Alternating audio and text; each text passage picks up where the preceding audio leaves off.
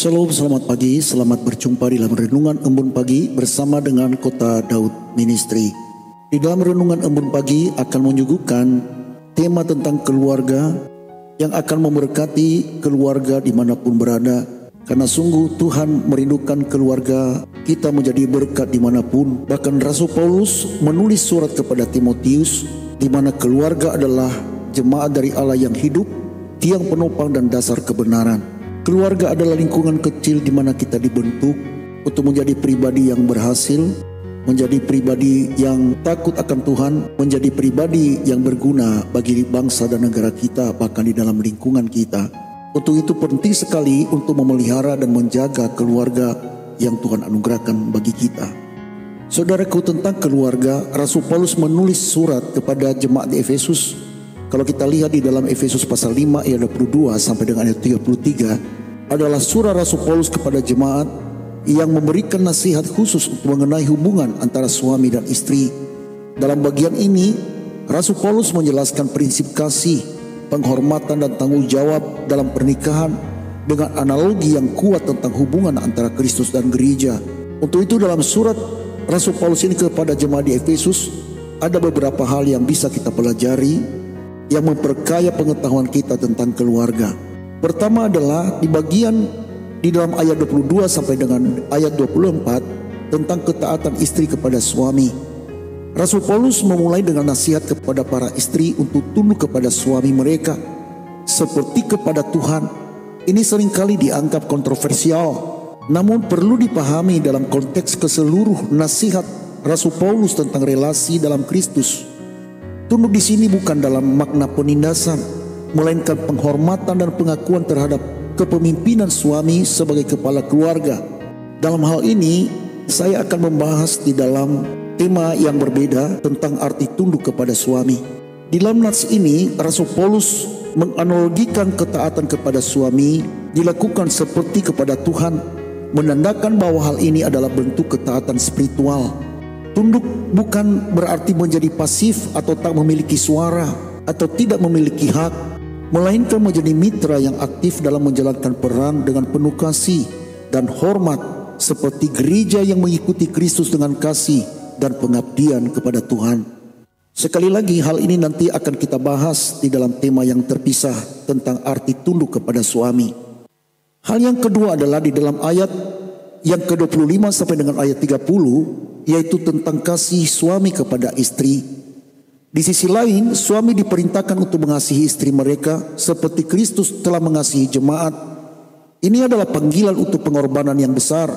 Kristus menyerahkan nyawanya untuk gerejanya, dan demikian pula suami dipanggil untuk mengasihi istri dengan pengorbanan dan perhatian yang tulus. Rasul Paulus menekankan betapa pentingnya kasih ini dengan menggambarkan bahwa suami harus memelihara dan merawat istri seperti merawat tubuh mereka sendiri. Artinya bahwa kasih yang diminta dari suami bukanlah kasih yang egois, tetapi kasih yang penuh pengorbanan dan pelayanan. Seperti Kristus yang selalu setia kepada jemaatnya, suami juga harus memperlihatkan kasih yang setia dan tanpa pamrih kepada istrinya. Bagian yang ketiga adalah di dalam ayat 31 sampai dengan ayat 32, pernikahan sebagai gambaran Kristus dan jemaat. Jadi Rasul Paulus kemudian mengutip Kejadian pasal 2 ayat 24 untuk menunjukkan bahwa pernikahan adalah penyatuan dua pribadi menjadi satu daging.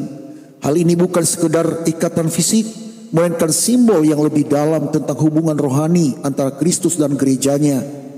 Jadi pernikahan adalah misteri yang besar yang mencerminkan hubungan kasih antara Kristus dan jemaat. Jadi gambaran ini adalah maksudnya pernikahan adalah panggilan untuk saling melayani, saling menghormati dan saling mengasihi dalam kerangka ketaatan kepada Tuhan. Ini adalah hubungan yang harus menunjukkan kasih Allah kepada dunia, dan suami istri dipanggil untuk menjadi saksi hidup dari kasih Kristus dalam kehidupan sehari-hari mereka. Saudaraku, disebabkan karena hubungan suami dan istri adalah gambaran dari hubungan antara Kristus dengan jemaat, maka kita harus mewaspadai. Sebab keluarga adalah saksi bagi kemuliaan Tuhan yang harus kita jaga, sehingga melalui keluarga kita dapat menjadi kesaksian bagi dunia bahwa kita adalah keluarga Allah. Bagian yang keempat adalah di dalam ayat yang ke-33 tentang penghormatan dan kasih timbal balik. Rasul Paulus menutup nasihatnya dengan kesimpulan sederhana, suami harus mengasihi istri mereka seperti diri mereka sendiri, dan istri harus menghormati suami mereka. Ini adalah penekanan pada prinsip timbal balik, di mana kasih dan penghormatan saling melengkapi dan memperkuat hubungan dalam pernikahan. Di dalam pernikahan Kristen, suami dan istri masing-masing memiliki peran dan tanggung jawab untuk saling menghargai dan membangun. Kasih tanpa syarat dari suami dan penghormatan yang tulus dari istri menciptakan ikatan yang kuat, yang kokoh dan wajah serta masyarakat di sekitarnya.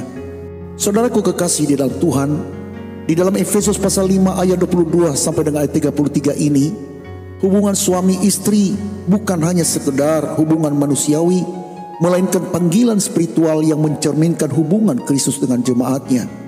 Dalam hubungan ini, suami dipanggil untuk mengasihi istri dengan pengorbanan seperti Kristus mengasihi gereja.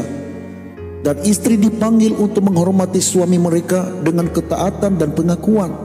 Kedua belah pihak memiliki tanggung jawab untuk membangun pernikahan yang kudus, penuh kasih, dan saling mendukung menjadi contoh hidup kasih Kristus bagi dunia ini. Mari kita jaga kehidupan keluarga kita di dalam kasih dan anugerah Tuhan kita Yesus Kristus.